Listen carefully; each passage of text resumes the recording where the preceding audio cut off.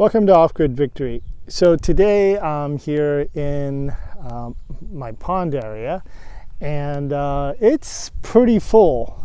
In the Ozarks here, we experienced a lot of rain recently, and there was some flash flooding in some areas as well.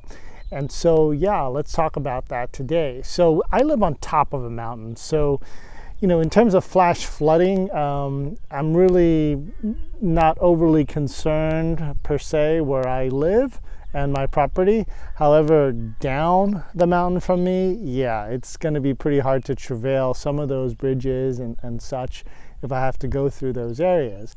But in particular, we have my pond here, and I wanted to show you how I'm actually trying to save some things from this flooding that we recently had.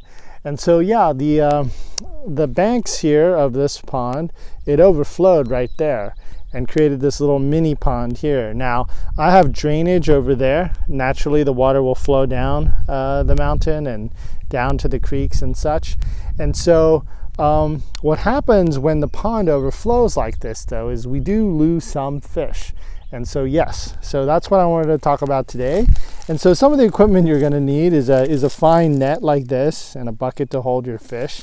And let me show you some of the guys we were able to get. Hopefully this will focus up.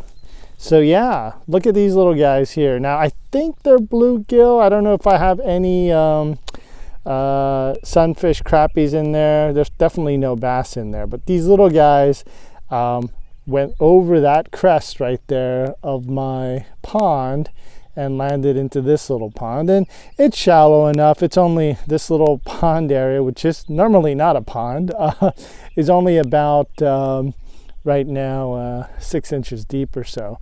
So yeah, that overflow created some of these losses here with these fish.